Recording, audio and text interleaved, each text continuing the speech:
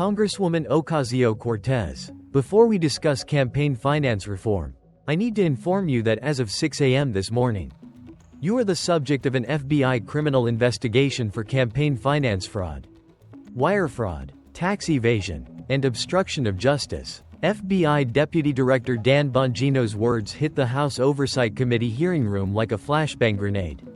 No warning, no build-up, just detonation. Alexandria Ocasio-Cortez froze mid-gesture.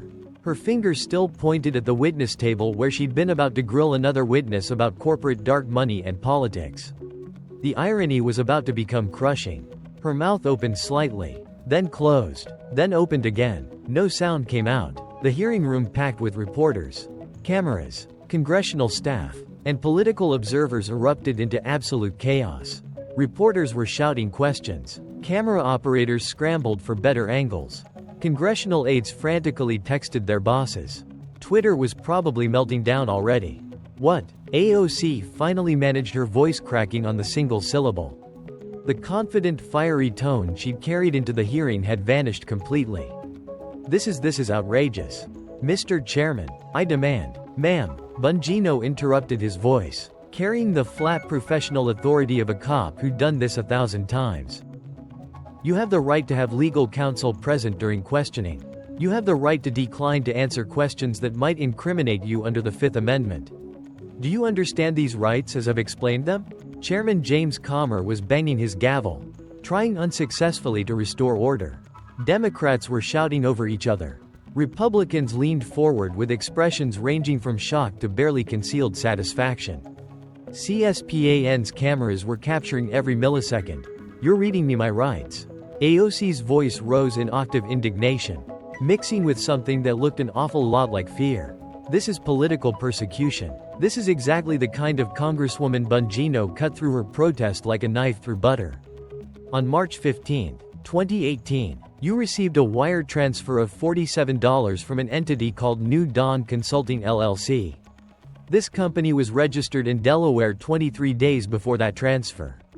It has no website, no office, no employees, and no business operations. It exists solely on paper.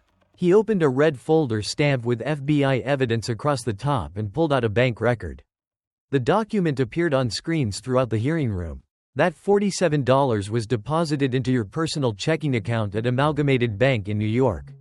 Not your campaign account, your personal account. 22 days later, you transferred $43 from your personal account to your campaign account and reported it as a personal loan to campaign. But it wasn't your money. Was it? It was someone else's money laundered through a shell company, then funneled into your campaign to circumvent campaign finance limits. He pulled out another document. A corporate registration form. FBI forensic accountants traced New Dawn Consulting LLC through two intermediary shell companies back to a dark money network operated by the same entities you spent your entire congressional career denouncing. The same corporate interests you claim to fight against. They were funding you illegally through hidden channels. And you knew it. AOC's face had gone pale. Her chief of staff, sitting behind her, was frantically whispering something in her ear. Her communications director was typing furiously on her phone. Her lawyer, when had he arrived, was trying to get her attention, making urgent hand gestures that clearly meant, stop talking. But AOC couldn't stop herself. You're claiming I took corporate money. That's a lie. My campaign is funded by the people, by grassroots donors, by working families who believe in ma'am. Bongino interrupted again, and this time his voice carried an edge of something cold. Between March 2018 and November 2024, your various campaigns and associated political committees received $4.3 million in contributions that FBI Financial Forensics has determined were fraudulent. Fake donors, stolen identities, money laundering, dark money disguised as small-dollar grassroots contributions. He pulled out a photograph and held it up. This is Margaret Chen, age 87, a dementia patient at a nursing home in Queens. According to your campaign finance reports filed with the FEC, Mrs. Chen donated the maximum allowable amount, $2,800, to your 2020 re-election campaign. But Mrs. Chen can't remember her own daughter's name. Congresswoman, she didn't make that donation. Someone stole her identity and used it to funnel illegal money into your campaign. That's identity theft. That's wire fraud. That's a federal crime. The photograph remained on the screens. An elderly Asian woman with white hair smiling vacantly at the camera, clearly suffering from advanced dementia. Mrs. Chen is one of 847 donors we've identified whose names, addresses, and identities were used without their knowledge or consent to make contributions to your campaigns. 847 victims of identity theft. 847 federal crimes. And the money didn't come from them. It came from somewhere else. Sources you were legally required to disclose, but deliberately concealed. Bongino closed the folder with a sharp snap. You ran for office promising to get money out of politics, and you built your brand on being different. On rejecting corporate money. On representing working people. On fighting corruption. But the FBI has evidence that you did exactly what you claimed to oppose. You took dirty money. You laundered it through fake donors. You lied to the Federal Election Commission.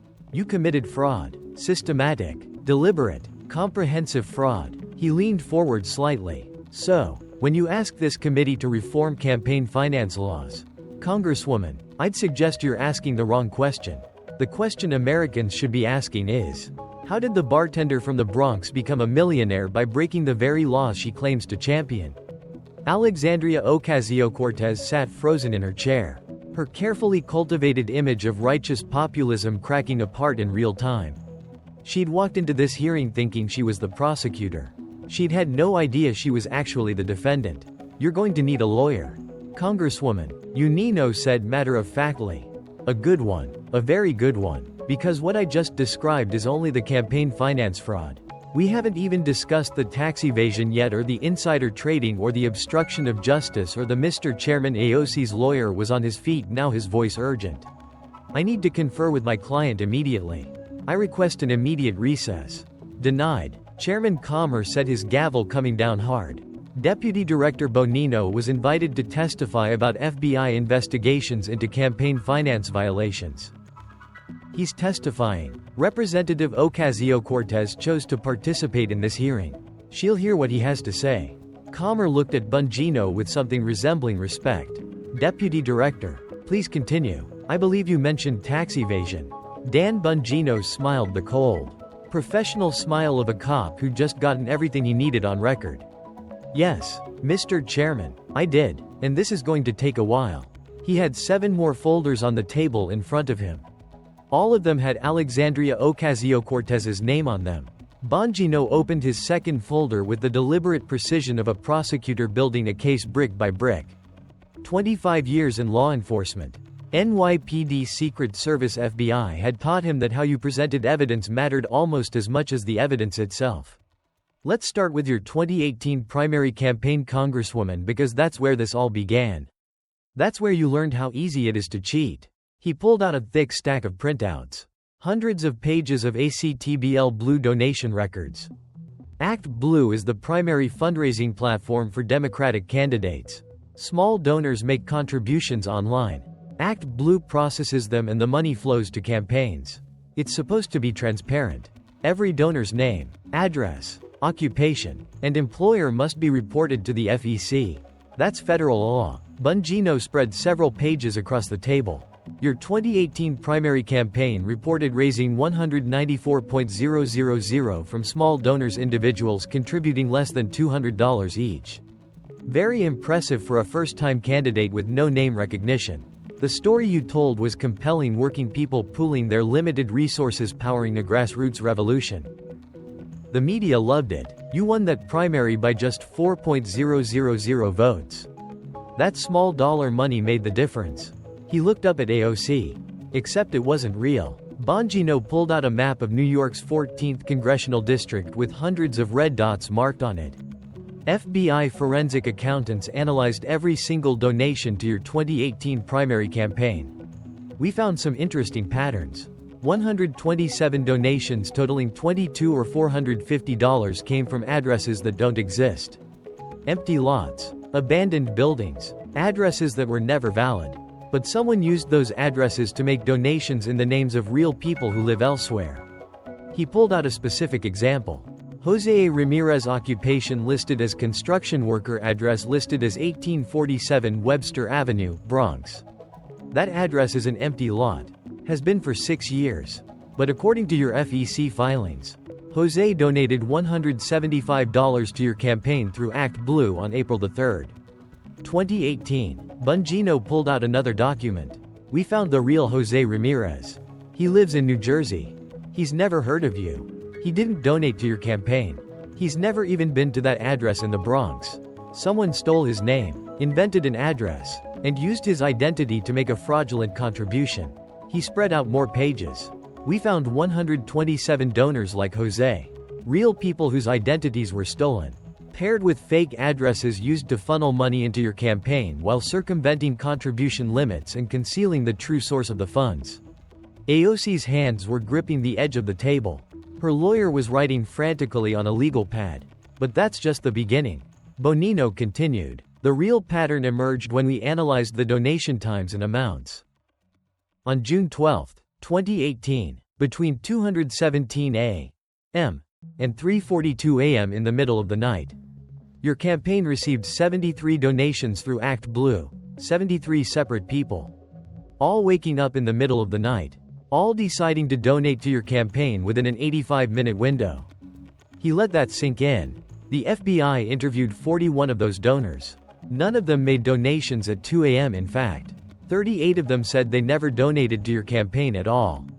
Their names and information were used without their knowledge. That's identity theft. That's wire fraud. Bongino pulled out a forensic banking analysis charts showing money flows. So, we traced where the money actually came from. The credit card numbers used for these donations when we subpoenaed the records all traced back to a series of prepaid debit cards purchased in bulk from a single source. Those cards were loaded with funds from wire transfers originating from You'll Love This New Dawn Consulting LLC. The same shell company that later paid you $47 directly. He pulled out corporate registration documents. New Dawn Consulting LLC was registered on February 21, 2018 in Delaware. The registered agent is a company that specializes in creating anonymous corporate entities. The address is a mail rep.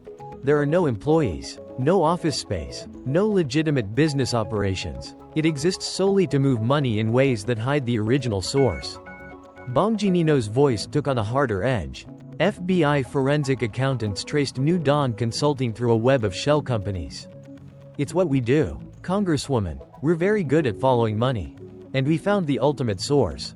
The money originated from a dark money network operated by corporate interests and wealthy individuals who wanted to influence the 2018 primary elections in several districts. They needed progressive candidates who would appear grassroots but who would be controllable once elected. Candidates who owed them. Candidates who could be compromised. He pulled out a bank record showing a wire transfer. On February 28, 2018, 1 week after New Dawn Consulting was created, the company received a wire transfer of $2.40 for an entity called Freedom Alliance Strategies. That entity received money from a Cayman Islands trust. The Cayman Trust is controlled by shell companies registered in Panama. And at the end of that chain, after layers designed specifically to conceal the source, the money originated from a network of tech industry executives, cryptocurrency investors, and financial firms who wanted candidates in Congress who would oppose certain regulations while appearing to support progressive policies. Bongino looked directly at AOC. You weren't chosen because of your platform, Congresswoman. You were chosen because you were controllable, young, charismatic, media savvy, and most importantly, willing to look the other way when illegal money flowed into your campaign as long as it helped you win. That's a lie. AOC finally found her voice. I've never taken corporate money. Every dollar I've raised came from working people. This is a smear campaign designed to Bongino interrupted his voice, cutting through her protest. I haven't even gotten to the good part yet. He pulled out a USB drive and handed it to the committee's technical staff. This drive contains audio recordings from a cooperating witness, your former campaign manager, who has provided testimony to the FBI in exchange for immunity from prosecution. These recordings are from staff meetings during your 2018 campaign. A moment later, audio began playing through the hearing room speakers. AOC's voice was unmistakable. Audio transcript June 2018. AOC, how much did we raise yesterday? Campaign Manager 38.000 on Act Blue. But AOC. But what? Campaign Manager. You know what? The same as before. AOC. I don't want to know the details. I just want to know we have enough to win. Do we have enough, Campaign Manager? If the stream keeps flowing. Yes. AOC. Then keep it flowing. I don't care how. Just keep it flowing. Campaign Manager. Alex. If this ever comes out. AOC. It won't. Nobody looks that closely at small dollar donations. That's the beauty of Act Blue. It's all $27 and $50 contributions. No one scrutinizes that. The media loves the grassroots story. Just keep the stream flowing. The audio stopped. The hearing room was dead silent. AOC's face had gone completely white. Her lawyer had his head in his hands. I don't care how. Just keep it flowing. Bongino repeated. That's you, Congresswoman. On June 14, 2018, instructing your campaign manager to continue accepting fraudulent donations. You knew the money was dirty. You knew the donors were fake. You didn't care because you wanted to win. He pulled out more documents. And it didn't stop with the 2018 primary. Your 2018 general election campaign received an additional $340 in fraudulent contributions. Your 2000 Revel campaign received $892. Your 2022 campaign received $1.1 million. Your 2024 campaign received $1.9 million. Over 6 years. Across 4 election cycles. Your campaigns received $4.3 million in illegal contributions laundered through fake donors, stolen identities, and shell companies. He pulled out a comprehensive chart showing all the fraudulent donations organized by election cycle with dates, amounts, and methods clearly labeled. That's not a mistake, Congresswoman. That's not an oversight. That's not a bookkeeping error. That's systematic, deliberate, ongoing criminal fraud. You built your entire political career on illegal money while telling America you were rejecting corporate corruption. You were the corruption. Bongino leaned back in his chair. The FBI has interviewed 847 individuals whose identities were used without their knowledge to make fraudulent contributions to your campaigns. 800,800 of identity theft. 847 counts of wire fraud. Every single one is a federal felony carrying up to 20 years in prison.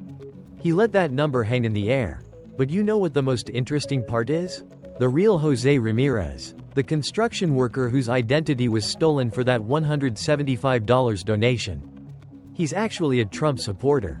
He voted against you twice and his stolen identity was used to help fund your campaign. The irony is almost poetic. Bongino closed the folder. You committed fraud, Congresswoman. Comprehensive, systematic, sustained fraud across 6 years and 4 election cycles. You violated federal campaign finance laws. 800 thieves. Times. You violated wire fraud statutes 847 times. You lied to the Federal Election Commission repeatedly. And you did it all while building a brand as someone who was different. Someone who was fighting corruption. He pulled out the next folder. But that's just the campaign finance side. Should we talk about the tax evasion now, or would you like to invoke your Fifth Amendment rights first?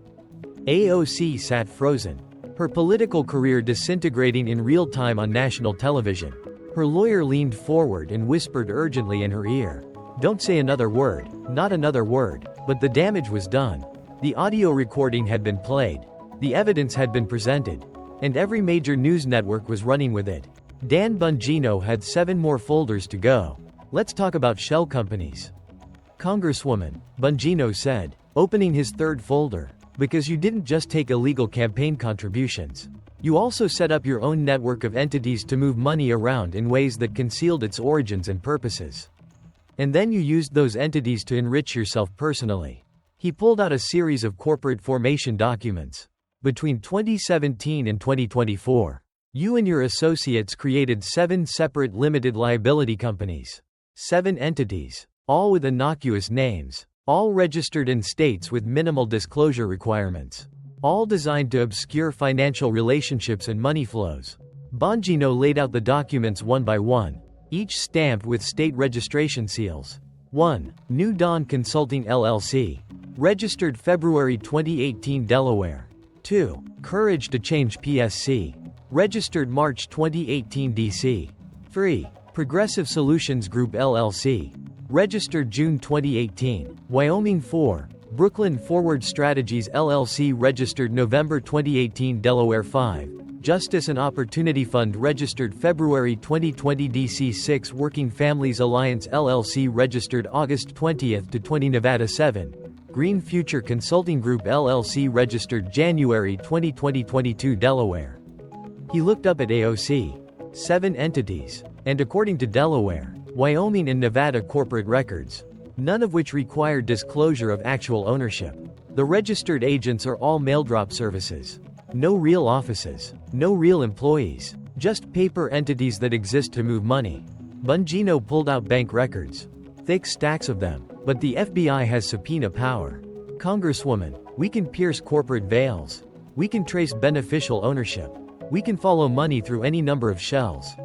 And when we subpoenaed the bank records for these 7 entities, we found something very interesting. He pulled out a comprehensive flowchart showing money moving between various accounts. You personally control all 7 entities. You're the beneficial owner. Your signature is on the bank accounts. Your social security number is on the tax forms. Or at least it should have been. But here's the interesting part. Only 3 of these entities actually filed tax returns. The other 4, no tax filings at all. They're ghost companies that moved millions of dollars while reporting nothing to the IRS. He pointed to specific transactions on the chart. Let me walk you through how the scheme worked. Step 1. Donors. Often wealthy individuals who've already maxed out their direct contributions to your campaigns. Make contributions to Courage to Change PAC. This is your leadership PAC, which has higher contribution limits than candidate campaigns. Step 2. Courage to Change. PAC pays consulting fees to Progressive Solutions Group LLC. Between 2018 and 2024, your PAC paid this LLC $2.7 million for strategic consulting communication services and organizing support. Step 3. Progressive Solutions Group LLC pays subcontractor fees to Brooklyn Forward Strategies LLC and Green Future Consulting Group LLC. Another $1.9 million moved through these entities for specialized services. Step 4. These LLCs then pay management fees and consulting fees to various individuals, including you, your boyfriend, Riley Roberts, your family members, and close associates. But these payments are structured to avoid reporting thresholds and are disguised as legitimate business expenses. Bongino pulled out specific bank records showing wire transfers. For example, on August 15, 2020, Brooklyn Forward Strategies LLC paid you $47 for strategic consulting services. This payment was reported to the IRS as business income. But here's the problem. Brooklyn Forward Strategies had no clients except your own political committees. It wasn't providing services to anyone else. It existed solely to move money from your PAC into your personal accounts while disguising political contributions as business income. He pulled out more records. Between 2018 and 2024, these shell companies paid you directly $847 in consulting fees, $243 in speaking fees, $178 in advisory services, $92 in media production services. Total $1.36.000 in payments from entities that you controlled. Funded by your political committees. In structure. Ed to circumvent campaign finance laws and tax regulations. AOC's lawyer was frantically taking notes. But his face had the expression of someone watching a train wreck in slow motion. But wait, Bongino continued. It gets better. Your boyfriend Riley Roberts, does he have any particular expertise in political communications or campaign strategy? He didn't wait for an answer. According to his LinkedIn profile, he's a web developer and marketing consultant. Not exactly a political strategist.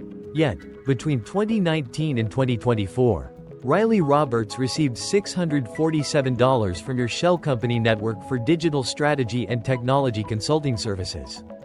Bongino pulled out Riley's bank records. We interviewed Mr. Roberts. Initially, he claimed he provided legitimate services. Then we showed him the evidence. Emails, calendars, work product, or rather the complete absence of work product. He couldn't provide a single deliverable. No strategy documents. No campaign plans. No technology recommendations. Nothing. Eventually, He admitted that the payments were compensation for supporting your career and making sacrifices to be with you while you were in Congress. He pulled out a deposition transcript. Here's what Riley Roberts told FBI agents under oath. Alex said the LLCs were a normal way for members of Congress to pay their partners and family members. She said, everyone does it. She said it was legal as long as we reported the income. I trusted her. Bongino looked at AOC. Your boyfriend trusted you, and you used him as part of a scheme to funnel political money into personal income. That's not love, Congresswoman. That's conspiracy to commit fraud. He pulled out more bank records showing payments to AOC's family members. Your mother, Blanca Ocasio-Cortez, received $127 from Progressive Solutions Group LLC between 2019 and 2023 for community outreach coordination. Your brother Gabriel received $83 for constituent services support. Neither of them had any qualifications for these roles. Neither could provide any evidence of work performed. These were disguised gifts paid for with political money and structured to avoid gift tax reporting requirements. Bongino leaned forward. So, let's add it up. Between 2018 and 2024, you moved approximately $2.1 million from your political committees through this shell company network. And approximately $2 million of that ultimately went to you and your immediate family members. You converted political donations which have strict legal limitations into personal income through a maze of LLCs designed specifically to obscure the transactions. He pulled out more documents. And here's where the tax evasion comes in. You reported some of this income on your tax returns. The payments that were too large or too visible to hide. But you deliberately underreported approximately $1.4 million in income that flowed through these entities. Money that should have been reported as either campaign contributions, which would be illegal because they exceeded limits, or as personal income, which would have triggered substantial tax liability. Bongino pulled out IRS Form 1040's AOC's tax returns for 2018 through 2024. Let's look at your 2020 tax return. You reported $174 in congressional salary.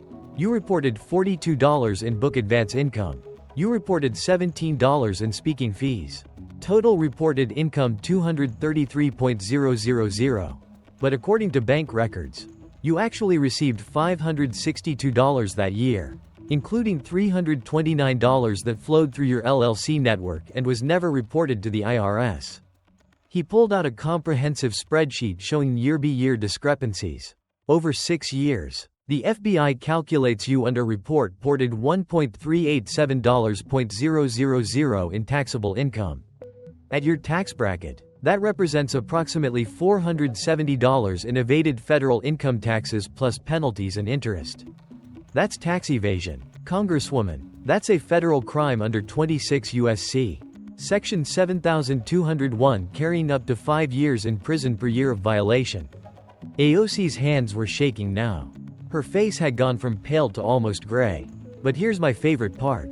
Bongino said, pulling out property records. In November 2021, you purchased a condominium in Washington, D.C. for $1.80 $8 million. A very nice place in Navy Yard. Great views. High-end finishes. Very expensive for someone whose official salary is $174 a year and who claimed to have $7 in savings when first elected to Congress. He pulled out mortgage documents. You put down $400 cash, nearly a quarter of the purchase price. Your mortgage application claimed you had savings from book royalties, speaking fees, and family gifts. But we traced the actual source of that down payment. Want to guess where it came from? He answered his own question. Brooklyn Forward Strategies LLC transferred $427 to your personal checking account in October 2021. 3 weeks later, you made the down payment on your condo. The money moved political PAC, shell company, your account, real estate. That's money laundering, Congresswoman. That's 18 U.S.C. Section 1956. That's up to 20 years in prison. Bongino closed the folder with a definitive snap. You created a network of shell companies to move political money into your personal accounts while avoiding campaign finance limits, tax reporting requirements, and financial disclosure laws. You enriched yourself and your family to the tune of more than $2 million. You evaded nearly $500,000 in taxes. You laundered money to buy real estate. And you did it all while telling America you were a working-class champion fighting against the rich and powerful. He pulled out the next folder. But I'm not done yet. Should we discuss the insider trading now, because that's when things get really interesting. AOC looked like she might physically collapse. Her lawyer had given up taking notes and was just staring at the table. Chairman Comer banged his gavel. I think we need a 15-minute recess. Deputy Director, will you be ready to continue? Oh, I'll be ready, Mr. Chairman, Bongino said with that cold cop smile. I've got 4 more folders to go. After the recess, Bongino returned to the witness table with a new folder. This one noticeably thicker than the previous ones. AOC had changed seats. Her lawyer now positioned directly beside her, one hand on her arm as if physically restraining her from speaking. Let's talk about your stock trading, Congresswoman. Bongino began, because this is where your greed got really obvious. He opened the folder to reveal brokerage statements. Hundreds of pages of them. Members of Congress have access to classified briefings, confidential information, and advanced knowledge of policy decisions that can move markets. This creates obvious opportunities for insider trading. That's why the Stock Act, the Stop Trading on Congressional Knowledge Act, was passed in 2012. It explicitly prohibits members of Congress from using non-public information for personal financial gain. Bongino pulled out AOC's financial disclosure forms required by House ethics rules. According to your financial disclosures, when you were first elected in 2018, you reported 0 stock holdings. You told the New York Times you had about $7 in savings and student loan debt. You positioned yourself as someone who couldn't afford to own stocks. A working-class champion who didn't participate in Wall Street's game. He pulled out brokerage statements. But that was a lie. In January 2019, your first month in Congress, you opened a brokerage account at Arrayed under your own name and social security number. Your initial deposit was $15. Where did that money come from? According to bank records, it was transferred from Brooklyn Forward Strategies LLC, one of your shell companies. Bongino spread out trading records across the table. And then you started trading aggressively. Between January 2019 and November 2024, you executed 347 stock trades, purchases, sales, options, contracts. The total value of securities traded exceeded $2.8 million for someone who claimed she couldn't afford to own stocks. He pulled out a timeline chart showing trades alongside her committee assignments and classified briefings. You serve on the House Financial Services Committee and the House Oversight Committee. Both positions give you access to confidential information about upcoming regulatory decisions, government investigations, economic policy changes, and corporate enforcement actions. Information that isn't public yet. Information that can move markets. Bongino pointed to specific trades. Let's look at some examples. February 12, 2020. You attended a classified briefing on COVID-19 pandemic risks and potential economic impacts. This was before the general public understood the severity of the virus. The briefing included information about anticipated lockdowns, supply chain disruptions, and pharmaceutical demand. February 14, 2020. 2 days later, you executed the following trades. Purchased $47 in Pfizer call options. Purchased $35 in Magna call options. Sold short $42 in airline stocks. Sold short $38.000 in commercial real estate. Over the next 6 weeks, as the pandemic became public, markets crashed and pharmaceutical companies surged. These trades generated $400.000 in profits, all based on information you learned in a classified congressional briefing. He pulled out more trading records. June 8, 2021, you attended a Financial Services Committee hearing closed to the public about upcoming cryptocurrency regulations. The SEC and Treasury Department officials briefed the committee that major enforcement actions against crypto exchanges were coming. June 10, 2021, 2 days later, you sold short $83 in Coinbase stock and purchased put options on several cryptocurrency-related stocks. June 23, 2021, the SEC announced enforcement actions. Crypto markets crashed. Your trades generated $124 in profits. Bongino continued through more examples, each following the same pattern. September 2021, Classified briefing on pharmaceutical pricing regulations. Shorting pharmaceutical stocks. Profit $67. March 2022. Private briefing on banking sector vulnerabilities. Shorting regional bank stocks months before Silicon Valley Bank collapse. Profit $93. July 2023. Confidential information about tech sector antitrust investigations. Strategic tech stock trades. Profit $156. November 2023. Advanced knowledge of climate policy announcements. Green energy stock purchases. Profit $88. He pulled out a comprehensive spreadsheet. FBI forensic analysis of your trading patterns shows that 73% of your trades occurred within 2 weeks of classified briefings or confidential committee sessions. The average return on your trades was 300% higher than market averages. That's not luck, Congresswoman. That's not investment skill. That's insider trading. Bongino pulled out email communications obtained through FBI warrants. And we have the evidence that proves you knew exactly what you were doing. These are emails between you and your boyfriend Riley Roberts, who was executing many of these trades for you using his own brokerage account to avoid disclosure requirements. He read from the emails. February 13, 2020. Email from AOC to Riley Roberts. Got some info from the CO briefing today. This is going to be bigger than anyone realizes. Buy pharma calls. Sell airlines and commercial real estate. Do it tomorrow. Don't wait. June 9, 2021. Email from AOC to Riley Roberts. The crypto crackdown is coming.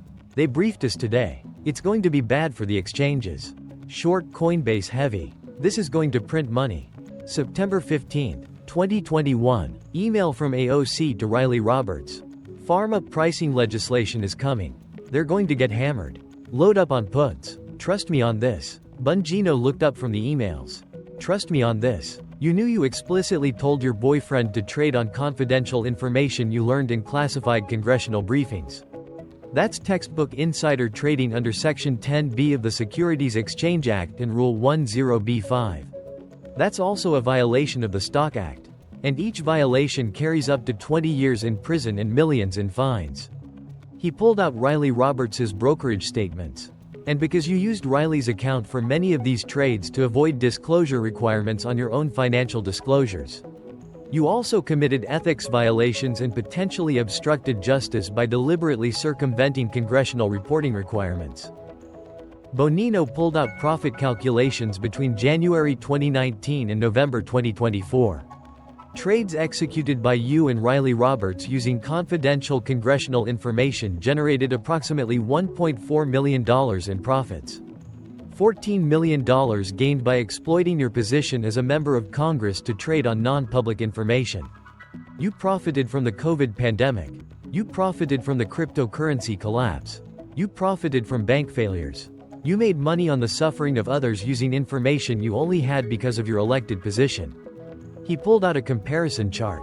And here's the really damning part. Before you entered Congress, Riley Roberts' investment account had an average annual return of 4.2%. Basically matching the S&P 500. After you entered Congress and started feeding him information from classified briefings, his average annual return jumped to 47%. 47% annual returns.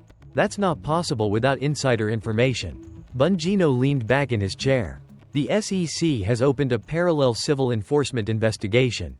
But the FBI's criminal investigation focuses on 23 specific trades that we can prove through emails, trading records, and calendar analysis were directly based on confidential information you learned in your capacity as a member of Congress and then used for personal financial gain. He pulled out indictment drafts.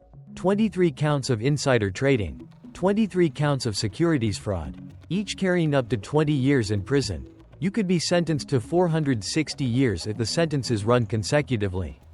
AOC was now visibly shaking. Her lawyer had his head down, scribbling furiously, probably calculating sentencing guidelines. But I'm not done yet, Bongino said, pulling out another folder. Because you didn't just commit insider trading, you also tried to cover it up.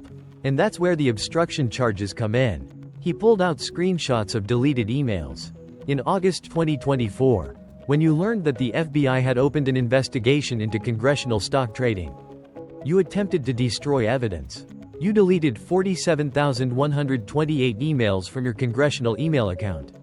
You had Riley delete emails from his personal accounts. You wiped your phones. You destroyed documents. Bongino pulled out forensic recovery reports. But the FBI has very good forensic specialists.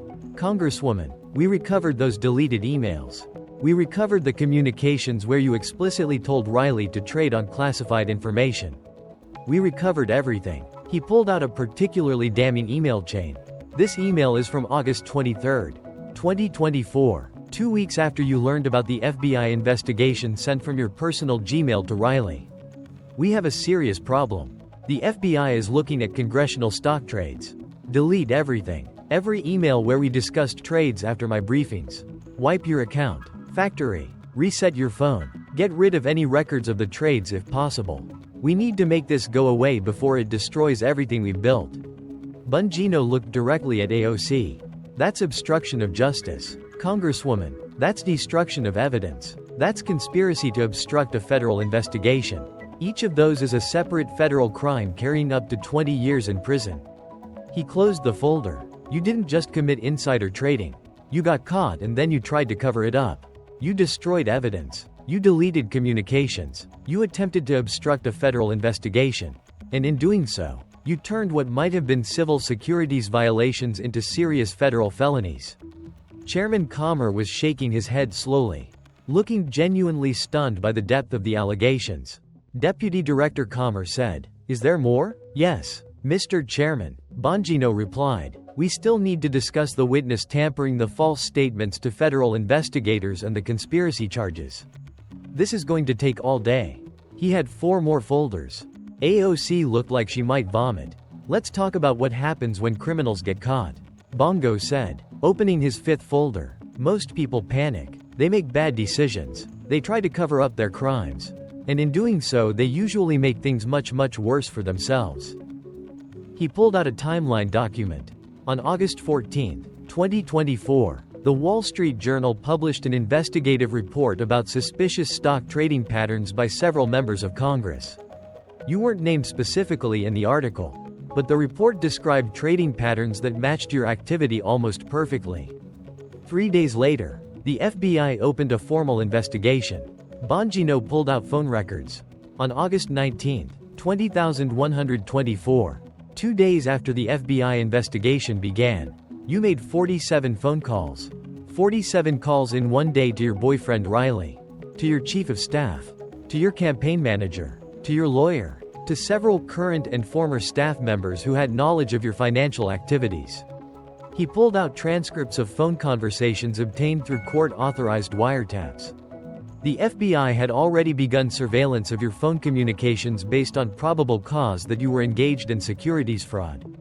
We have recordings of many of these calls. Let me share some highlights. He pulled out specific transcripts. August 19, 2024, 3:47 p.m. phone call from AOC to Riley Roberts. "AOC, they're investigating congressional stock trades. The FBI, this could destroy us. Riley, what do we do?" "AOC, we need to delete everything. Every email where I told you about briefings before you made trades.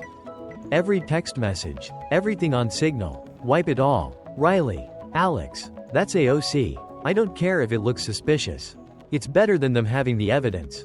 Delete it all today, right now." Bino looked up. "That's conspiracy to obstruct justice.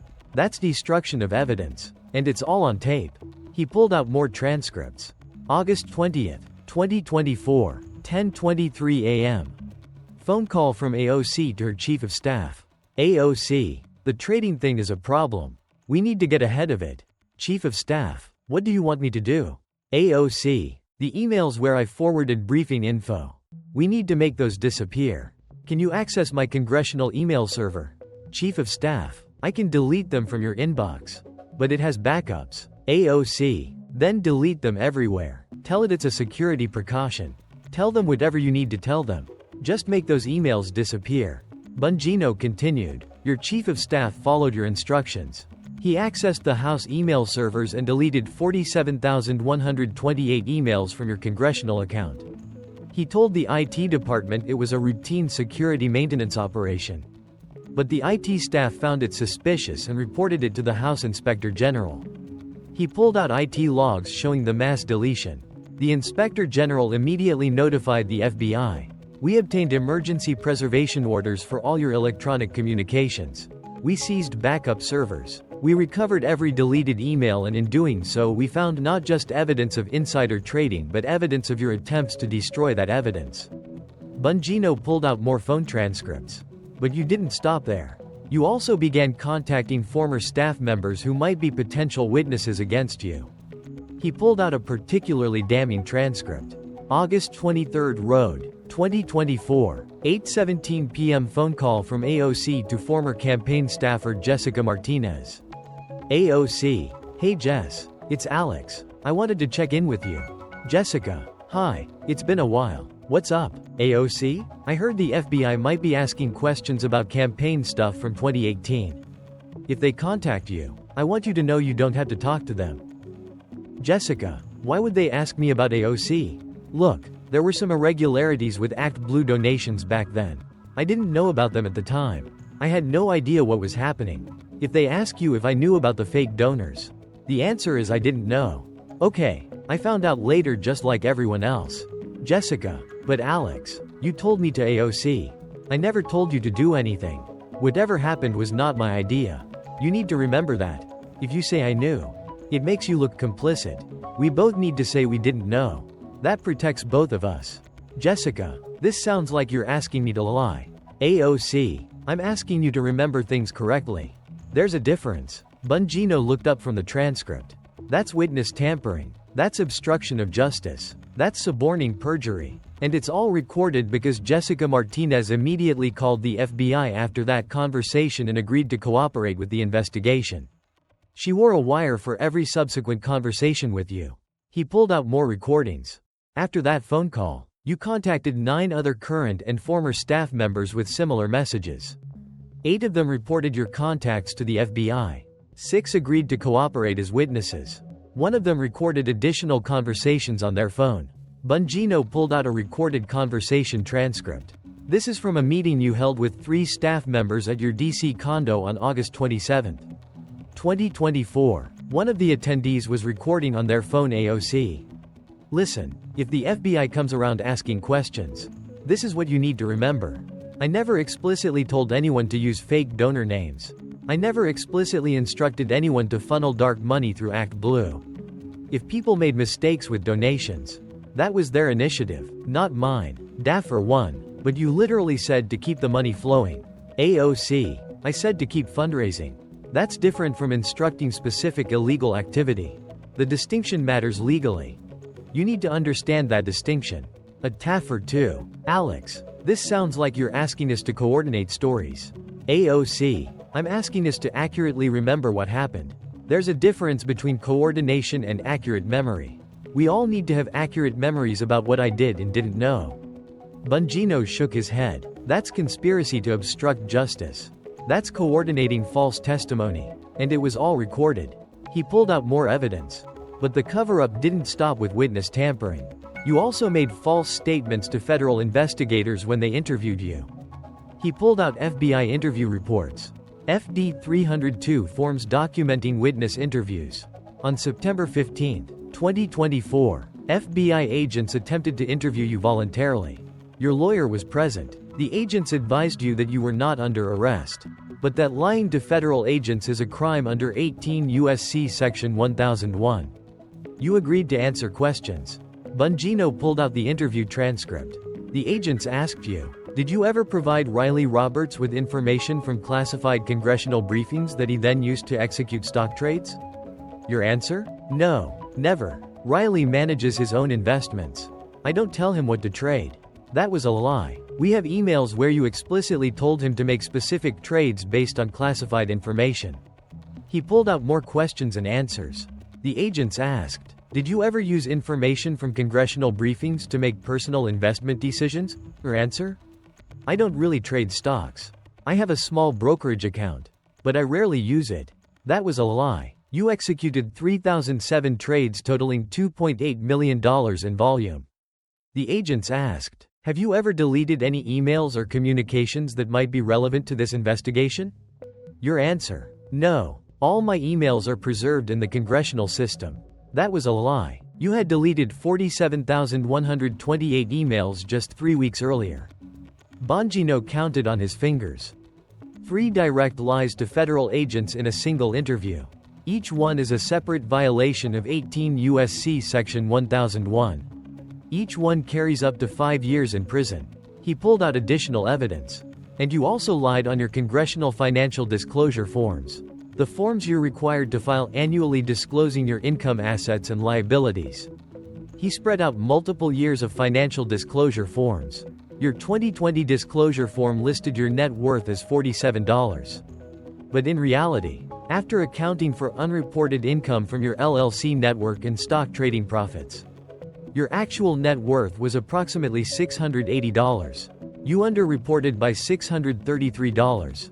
Your 2022 disclosure form listed no stock holdings, but you had an active brokerage account with $340 in securities holdings. Your 2024 disclosure form failed to report $2.1 million in real estate assets held through shell companies you controlled. Bongino pulled out a comprehensive analysis. Over 6 years of financial disclosure forms. You filed false information on 73 separate line items. Each false statement is a violation of the Ethics in Government Act. Each violation subjects you to criminal penalties. He closed the folder and looked directly at AOC. So, let's summarize what happened after you learned you were under investigation. You destroyed evidence, deleting 47,128 emails and instructing others to delete communications. You tampered with witnesses, contacting at least 9 current and former staff members and encouraging them to provide false testimony. You conspired to obstruct justice, coordinating stories with staff members about what you knew and didn't know. You lied to federal investigators, making at least 3 materially false statements during your FBI interview. You filed false financial disclosures concealing income, assets, and liabilities on required congressional ethics forms. And you did all of this because you knew you were guilty. You knew you'd committed campaign finance fraud. You knew you'd committed insider trading. You knew you'd evaded taxes. And you tried to cover it all up. Bongino leaned forward. But here's the thing about cover-ups. Congresswoman, they always make things worse. What might have been civil violations became criminal offenses. What might have resulted in fines became federal felonies. And what might have destroyed just your career is now going to send you to prison for a very long time. He pulled out the next folder. This one labeled indictment. The federal grand jury has returned a true bill. You've been indicted on 47 counts. 17 counts of wire fraud related to campaign finance violations. 9 counts of money laundering. 6 counts of tax evasion. 23 counts of securities fraud and insider trading. 12 counts of obstruction of justice. 7 counts of witness tampering. 3 counts of making false statements to federal investigators. 11 counts of ethics violations. And false financial disclosures. If convicted on all counts, you're facing up to 280 years in federal prison. The hearing room was dead silent. AOC had tears streaming down her face. Her lawyer looked shell-shocked. You'll be formally arraigned next week. Bongino continued. At that time, you'll enter a plea. The U.S. Attorney's Office has authorized me to inform you that they are willing to discuss a plea agreement if you choose to cooperate with ongoing investigations into other members of Congress who may have engaged in similar conduct. He closed the indictment folder. But if you choose to go to trial, the government is fully prepared to present this evidence to a jury. And based on what I've shown you today, I believe the jury will convict you on every count. Chairman Comer finally spoke, his voice somber. Representative Ocasio-Cortez, do you have anything to say? AOC's lawyer immediately responded. My client will be invoking her Fifth Amendment rights and declining to make any statements at this time. Very well, Kumare said. This hearing is adjourned. Deputy Director Bongino, thank you for your testimony. As the gavel came down, cameras captured AOC with her head in her hands. Her political career in ruins. Her freedom about to be taken away. The bartender from the Bronx had become a millionaire. And soon she would become a convicted felon. United States District Court, Southern District of New York, United States of America. Veer Alexandria Ocasio-Cortez. Defendant Indictment Case. Number 24 County Route 11847. KPF. The grand jury charges Count 1 conspiracy to commit wire fraud 18 U.S.C. Setter 1349 between approximately March 2018 and November 2024 in the Southern District of New York and elsewhere. Alexandria Ocasio-Cortez, the defendant, and others known and unknown knowingly and willfully conspired to devise and execute a scheme to defraud the United States and obtain money and property by means of false and fraudulent pretenses, representations, and promises in violation of Title 18, United States Code Section 1343. The object of the conspiracy was to solicit, accept, and conceal illegal campaign contributions through the use of fraudulent donor identities, shell companies, and straw donor schemes, thereby circumventing federal campaign finance laws and defrauding the Federal Election Commission and the United States Treasury. Counts 2 through 18. Wire fraud 18 U.S.C. Sakura 1343. 17 separate counts detailing specific wire transfers of fraudulent campaign contributions. Counts 19 through 27. Money laundering 18 U.S.C. Sector 1856. 9 counts detailing the laundering of illegal campaign contributions through shell companies, including New Dawn Consulting LLC, Progressive Solutions Group LLC Brooklyn, Forward Strategies LLC, and others. Counts 28 through 33. Tax evasion 26 U.S.C. FOS 7201 for the tax years 2019 through 2024. Alexandria Ocasio-Cortez willfully attempted to evade and defeat federal income tax by failing to report income of approximately $1.7387.000 received through shell companies and illegal sources. B. Filing false tax returns that substantially understated her taxable income. C. Claiming false deductions for personal expenses disguised as business expenses. D. Using shell companies to conceal taxable income from the Internal Revenue Service. Total tax loss to the United States Treasury: $470, $384 plus interest and penalties. Counts 34 through 56. Securities, fraud, and insider trading. 15 U.S.C. Sector 78 JBB 17 CFR Key Pirate 240.1b 523 counts detailing specific instances of trading on material non-public information obtained through classified congressional briefings. Counts 57 through 68 Obstruction of Justice 18 U.S.C. Barrier funds beginning in approximately August 2024. Alexandria Ocasio-Cortez knowingly engaged in conduct that destroyed, mutilated, concealed, covered up, falsified, and made false entries in records and documents with the intent to impair their integrity and availability for use in official proceedings. I specifically caused the deletion of 471,128 emails from congressional servers. C. Instructed co-conspirators to delete electronic communications relevant to federal investigations. D. Attempted to prevent the communication of information relating to federal crimes to federal law enforcement. Counts 69 through 75.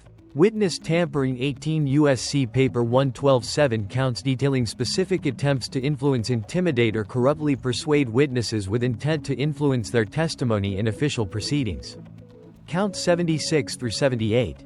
False statements 18 U.S.C. Order 101 on or about September 15, 2024 in the Southern District of New York.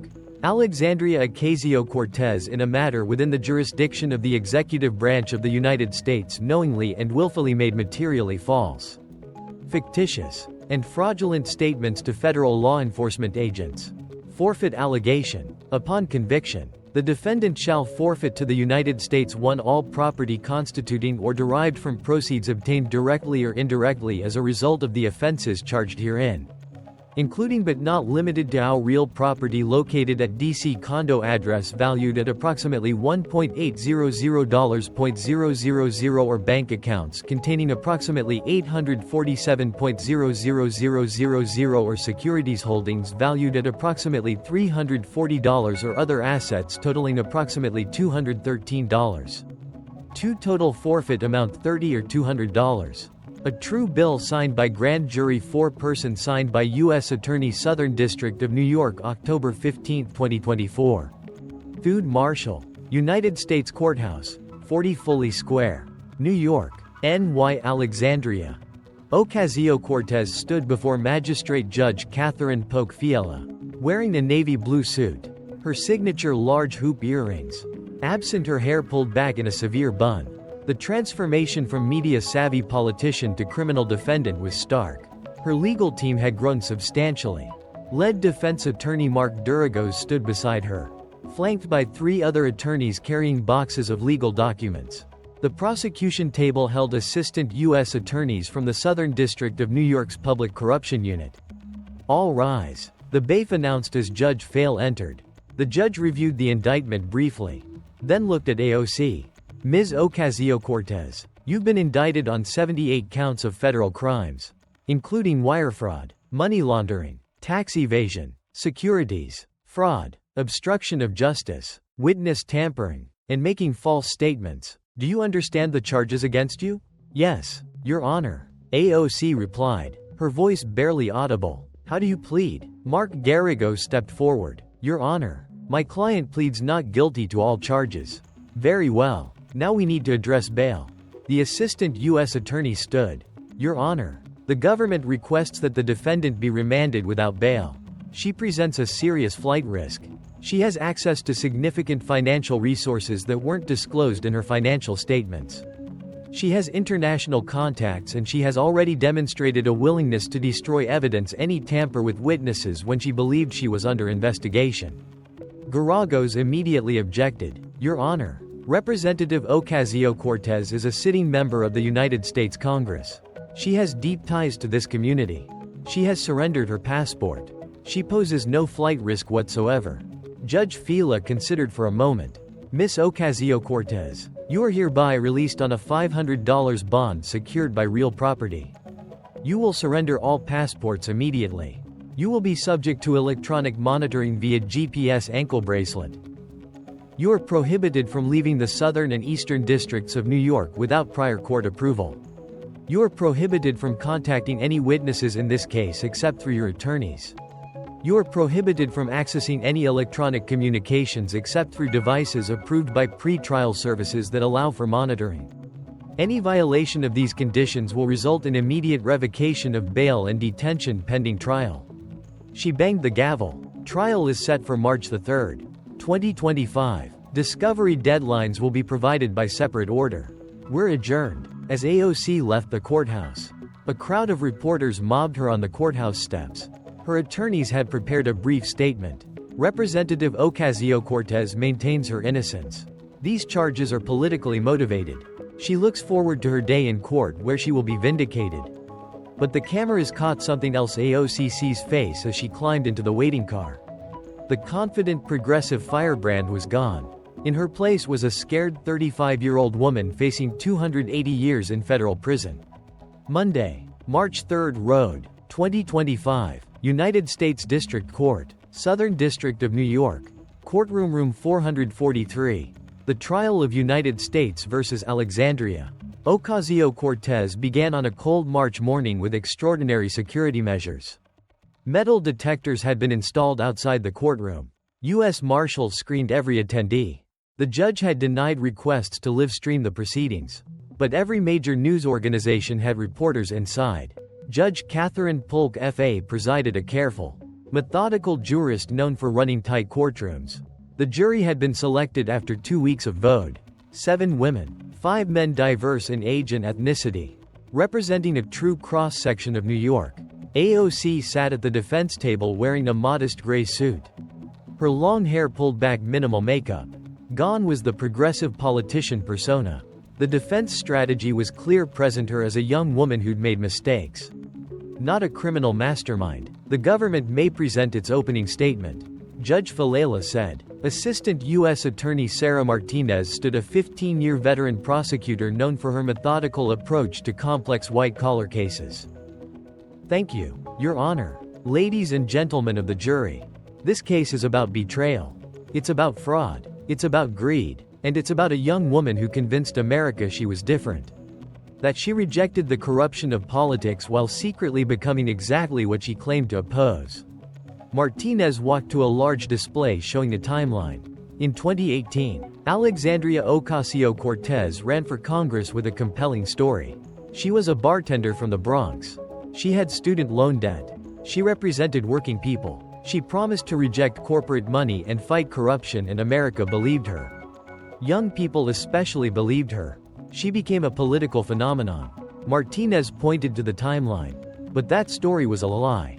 And over the next 6 weeks, we're going to prove it with documents, bank records, audio recordings, emails, and the testimony of witnesses who worked for the defendant and watched her commit crimes. She pulled up images of shell company registration documents.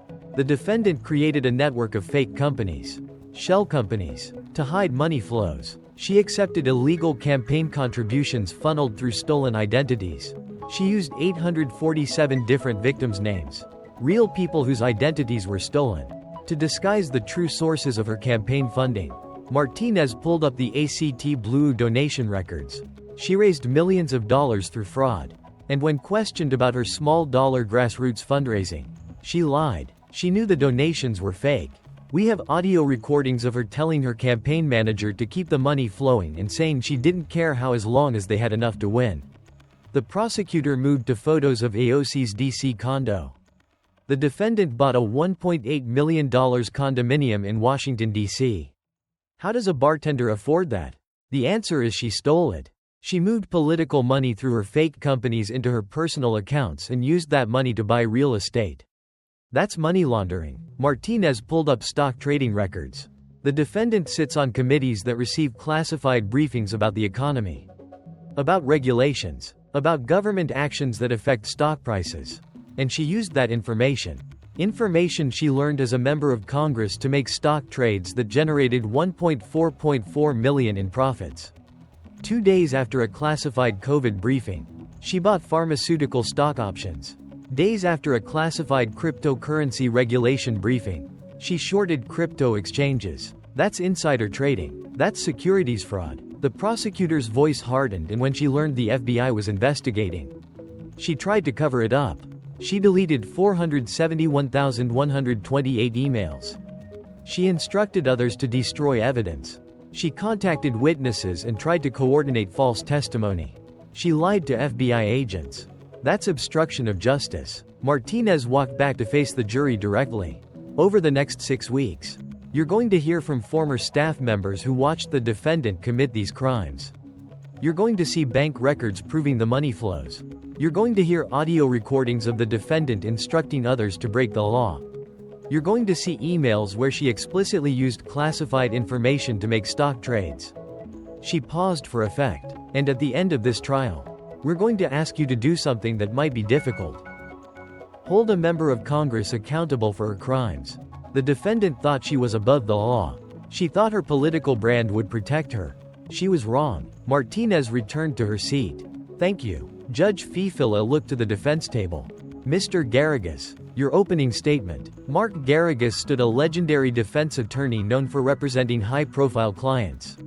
He exuded confidence as he approached the jury. Ladies and gentlemen, the government just spent 20 minutes telling you about crimes. But here's what they didn't tell you. My client, Alexandria Ocasio-Cortez, is not a criminal. She's a young woman who won an election against impossible odds and then got caught up in a political system that's designed to destroy anyone who threatens the establishment. Garrigus walked along the jury box, making eye contact with each juror. Is Alex perfect? No. Did she make mistakes? Probably. Did some people around her make questionable decisions? Possibly. But making mistakes is not a crime. And the government is going to have to prove beyond a reasonable doubt that Alex knowingly and intentionally committed each and every crime they've charged. He pointed back at the prosecution table. They're going to show you complicated financial records and shell companies. But here's the truth. Alex is not a financial expert. She relied on campaign professionals, accountants, and consultants to handle those matters. When they told her something was legal, she believed them. That's not a crime. That's trusting the experts. Garrigus pulled up a photo of AOC from her 2018 campaign. Young, energetic, idealistic, this woman threatened the political establishment. She beat a 10-term incumbent in a primary. She challenged the way politics works in Washington. And now the establishment is using the FBI to destroy her. This prosecution is political persecution. He walked back to the center of the courtroom. The government is going to show you audio recordings taken out of context. They're going to show you emails that seem damning but actually have innocent explanations. They're going to parade witnesses who were offered immunity deals. People who are saying what the government wants them to say to avoid prison themselves. Garajos's voice rose with passion. But at the end of this trial, you're going to see that the government has not proven its case beyond a reasonable doubt. You're going to see that Alex Ocasio-Cortez is being prosecuted because she dared to challenge the system. And you're going to render the only verdict that justice demands. Not guilty. He returned to his seat. The battle lines were drawn. The prosecution's case unfolded over 3 weeks with devastating precision. Week 1. The campaign finance fraud. The government called Jessica Martinez, AOC's former campaign finance coordinator, as their first witness. Ms. Martinez, Asa Sarah Martinez began. Did there come a time when you became aware that ACTB Blue donations to Representative Ocasio-Cortez's campaign were fraudulent? Jessica nodded, her voice trembling slightly. Yes. In May 2018, I noticed patterns that seemed wrong. Multiple donations from the same IP address, but different names. Donations from addresses that didn't match voter registration records. When I brought it up with the campaign manager, he told me not to worry about it. Did you ever discuss these concerns with the defendant directly? Yes. In June 2018, I told Alex Representative Ocasio-Cortez that I thought some of the donations might be fake. She told me. Jessica paused, clearly uncomfortable. What did she tell you? She said, the money is flowing. Don't stop the flow. We need every dollar to win this race. Don't ask questions you don't want answers to.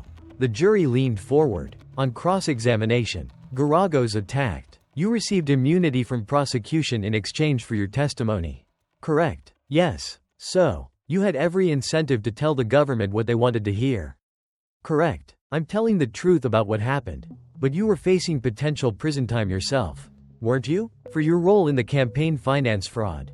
I made mistakes. But Alex knew what was happening.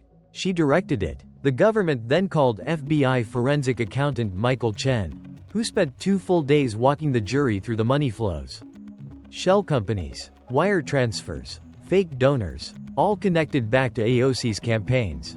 The exhibits were overwhelming. Wire transfer records, bank account ownership documents, corporate formation papers, donor lists with fake addresses, IP address logs showing donations from single sources in my 20 years as a forensic accountant. Chen testified, I've never seen a more sophisticated small-dollar donation laundering scheme. The defendants' campaigns received $43 million in illegal contributions disguised as grassroots donations. Week 2. The insider trading. The government called Riley Roberts AOC's boyfriend who had accepted immunity in exchange for his testimony. Riley looked miserable on the stand. He clearly didn't want to be there. Mr. Roberts, the prosecutor began, did Representative Ocasio-Cortez ever provide you with information from classified congressional briefings that you then used to make stock trades? Riley's voice was barely audible. Yes. Can you give the jury an example? In February 2020, Alex came home from a classified briefing about COVID-19. She told me it was going to be much worse than the public knew. She told me to buy pharmaceutical stocks and short airlines. I did. We made over $400. Did she tell you this information was classified? She said, don't tell anyone where you heard this. This briefing was classified. And did you understand that trading on that information was illegal?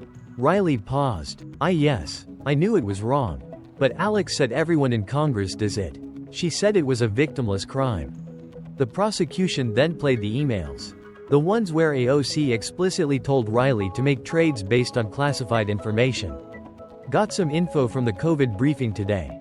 This is going to be bigger than anyone realizes. Buy pharma calls. Sell airlines. Do it tomorrow. Don't wait. The jury heard AOC's own words directing illegal trades. On cross-examination, Garagos tried to create doubt. Mr. Roberts, you loved Alexandria, didn't you? Yes. And she broke up with you when she found out you were cooperating with the FBI. Correct. Yes. So, you're angry at her? You want revenge? Riley looked up, tears in his eyes. I'm angry at myself. I loved her and she used me to commit crimes. Then she threw me away to save herself. Week 3. The cover-up. The government's star witness was AOC's former chief of staff, Sayakat Chakrabarti, who had also received immunity. Chakrabarti testified about the mass email deletion, the witness tampering the coordinated false statements. He described meetings where AOC explicitly instructed staff to get rid of evidence and to align our stories before FBI interviews. Did you believe what you were doing was legal? The prosecutor asked. No, I knew we were obstructing justice. I knew we were destroying evidence. But Alex said if we didn't, we'd all go to prison. She said the FBI wouldn't be able to prove anything without the emails. The prosecution then played the audio recording, the one from the August 27 meeting at AOC's condo, where she explicitly told staff to coordinate our stories. The jury heard AOC's voice. If people made mistakes with donations, that was their initiative, not mine. You need to understand that distinction. We all need to have accurate memories about what I did and didn't know. Even some of AOC's supporters in the courtroom gallery looked uncomfortable. The defense case. Garagos put on a defense. But it was weak. He called character witnesses people who knew AOC as a caring, principled person. He called expert witnesses who testified about the complexities of campaign finance law and how someone could innocently violate technical regulations. But he couldn't explain away the audio recordings. He couldn't explain away the explicit emails. He couldn't explain the shell companies, the deleted evidence, or the witness tampering. And critically, Garagos made the decision not to put AOC on the stand. The risk was too great. The prosecution would eviscerate her on cross-examination. Closing arguments. AUSA Martinez was clinical in her closing. Ladies and gentlemen, this case is not complicated. The defendant committed fraud. She stole from the American people. She profited from her position. She destroyed evidence. And she tried to blame everyone but herself. Martinez pointed to the mountain of evidence. You've seen the bank records. You've heard the audio recordings. You've read the emails. You've heard testimony from people who worked for her and watched her commit these crimes. The evidence is overwhelming. The defendant is guilty. And your verdict should reflect that truth. Garagos's closing was emotional but unpersuasive. The government wants you to believe that Alexandria Ocasio-Cortez is a criminal mastermind. But look at her. She's 35 years old. She was a bartender 3 years before she got elected. Does she look like a criminal mastermind? Or does she look like a young woman who got in over her head? But the jury had seen too much evidence. After 7 days of deliberation, the jury sent word that they'd reached a verdict. The courtroom packed with reporters, spectators, and sitting in the gallery, FBI Deputy Director Dan Bongino, who'd traveled from Washington to witness the conclusion of the investigation he'd led. Judge Fail entered. As the jury reached a verdict, the jury for person stood. We have your honor. On count 1, conspiracy to commit wire fraud. How do you find? We find the defendant guilty.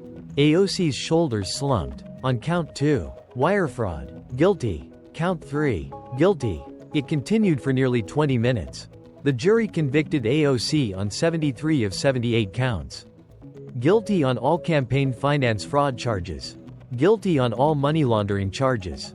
Guilty on all tax evasion charges. Guilty on 21 of 23 insider trading charges. They had reasonable doubt on 2 trades. Guilty on all obstruction charges. Guilty on all witness tampering charges. Guilty on all false statement charges.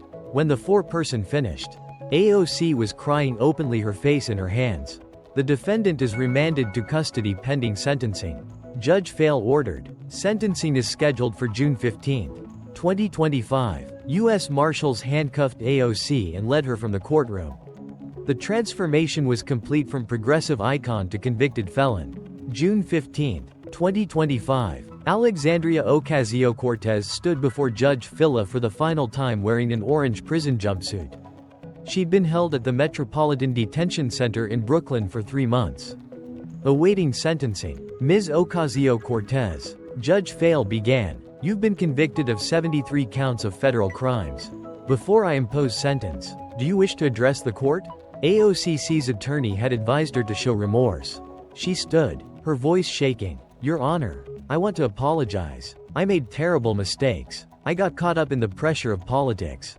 I let down everyone who believed in me. I betrayed the people I promised to represent.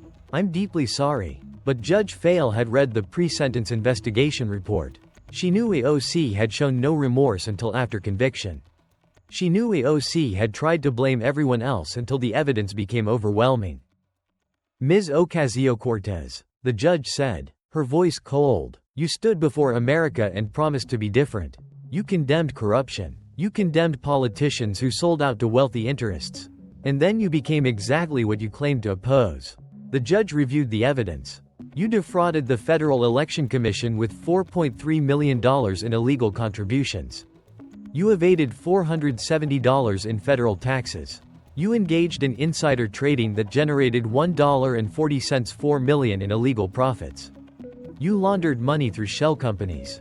You destroyed evidence. You tampered with witnesses. You lied to federal investigators. Judge Fila looked directly at AOC. You betrayed every person who believed in you. You validated every negative stereotype about politicians. You proved that your entire brand was a lie. You were not a working-class champion. You were a fraud. She reviewed the sentencing guidelines. The guidelines suggest 20-25 years. The government has requested 30 years.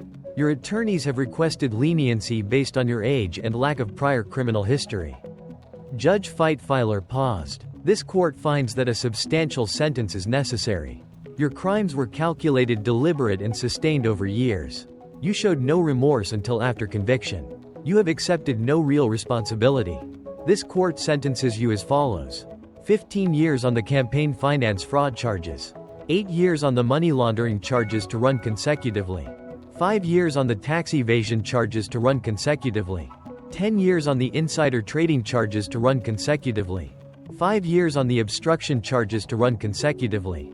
Total sentence 43 years in federal prison. You will serve at least 85% of this sentence before parole eligibility. Approximately 37 years. You will be 72 years old before you're eligible for release. AOC collapsed into her chair, sobbing. Additionally, you will forfeit all assets obtained through your criminal conduct. $3.2 million in accounts, property, and securities. You will pay $470 in restitution to the IRS. You will be permanently barred from holding federal office. Judge Fila looked at the U.S. Marshals. The defendant is remanded to the custody of the Bureau of Prisons. She will be designated to FCI Danbury, a low-security federal prison for women. Bailiff, please remove the defendant. As marshals led AOC from the courtroom. For the last time, she glanced back at the gallery, at the reporters, at the spectators, at the FBI agents who'd investigated her. Dan Bongino sat in the back row, his face impassive. He'd done his job. Justice had been served for Alexandria Ocasio-Cortez. AOC is currently serving her 43-year sentence at FCI Danbury in Connecticut. Her prison number is 47,382 I-4. Her earliest possible release date is May 2062, when she'll be 72 years old. Her appeals have been denied at every level. The Second Circuit upheld her conviction. The Supreme Court declined to hear her case. She shares a cell with 2 other inmates. She works in the prison kitchen for $0. She's allowed limited phone calls and email access through the prison's True Lens system. Her boyfriend Riley Roberts never visited. Her mother visits once a month. The progressive movement that rallied behind her initially has largely moved on. Some supporters claim she was politically persecuted. Most have accepted that the evidence was overwhelming. She'll be in prison for the rest of her productive adult life. For Dan Bongino, FBI Deputy Director Bongino held a single press conference after the sentencing. This investigation was about evidence, not politics. Alexandria Ocasio-Cortez committed serious federal crimes: campaign finance fraud, insider trading, tax evasion, obstruction of justice. The FBI collected evidence, presented it to prosecutors, and a jury of her peers found her guilty. That's how the justice system works. If a Republican member of Congress committed the same crimes, I would investigate with equal vigor. The FBI doesn't care about party affiliation. We care about conduct. And Ms. Ocasio-Cortez's conduct was criminal. That's all I have to say. His approval ratings remained extraordinarily high. Overall 68% Republicans, 91% Independents, 64% Democrats, 39%. Bongino continued serving as FBI deputy director focusing on public corruption cases. 3 other members of Congress were subsequently indicted based on evidence uncovered during the AOC investigation.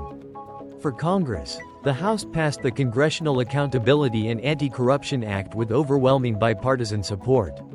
Mandatory real-time disclosure of all stock trades by members. Prohibition on members trading individual stocks. Only index funds allowed. Quarterly audits of member-controlled entities and PACs.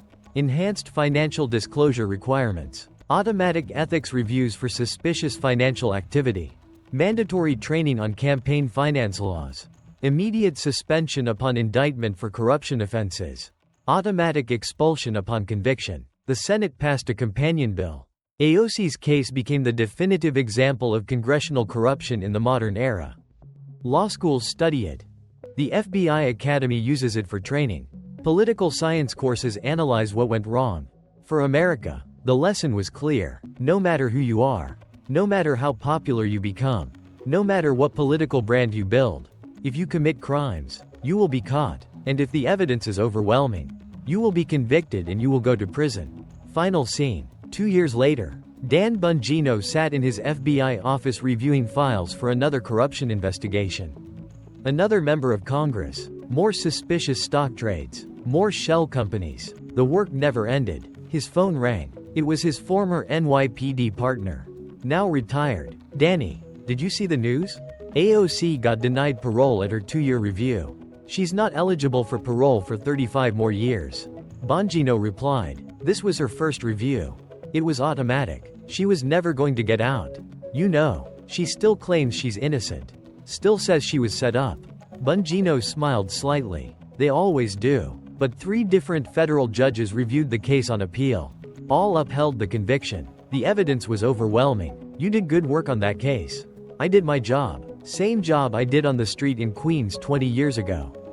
Catch criminals. Present evidence. Let juries decide. Think Congress learned anything? Bongino looked at the files on his desk. 2 senators and another representative under investigation for similar schemes. Some learned, others didn't, but that's why we exist. To catch the ones who didn't learn. He hung up and returned to his work. Because in Washington, D.C., corruption never sleeps, but neither does the cop.